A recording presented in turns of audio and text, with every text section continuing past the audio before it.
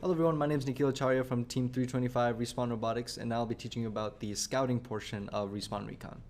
Please make sure to watch our previous video about team management if you haven't already. So the first thing you want to do is you want to go to the scout form at the link at the top right.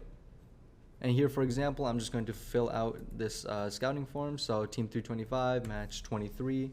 Alliance will start off as black here, but you can click to toggle it between red and blue.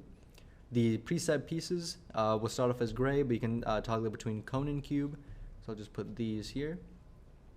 And one of our greatest features, the auton path, you can click to designate their starting position and then click to designate their path.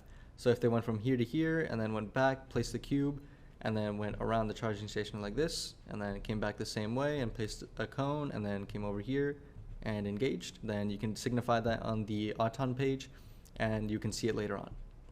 On the bottom here, we have the auton charge station to signify what they did on the charge station during autonomous. The power grid is what they actually scored during the game. So these will all start off as gray, meaning nothing's on there, but if you click on them, they'll turn either purple or yellow, and the bottoms will turn either or if you can just toggle between them. To signify that they were scored in auton, you want to click on this checkbox, and then click on the scored places, and then that will put a big A above them, and they will be scored as auton points. The endgame charge station just signifies what they did in the endgame, parked, docked, or engaged. And in the additional comments, you can write anything else about the robot, such as their defense, their driving, their ability for cycle time, anything like that. After all those fields are filled out, you want to click the submit button, and then you should see an uploaded toast in the top right.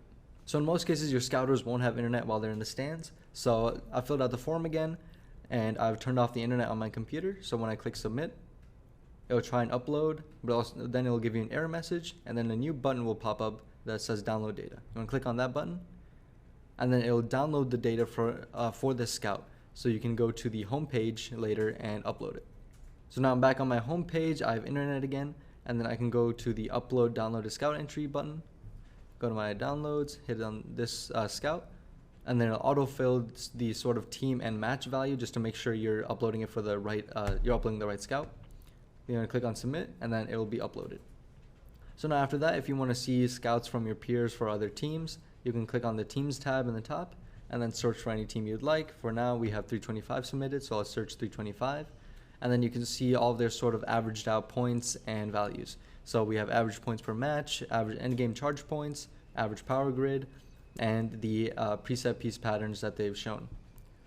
If you want to see more information about these scouts, you can click more on the right here, or you can click show all, which will expand out all of these scouts.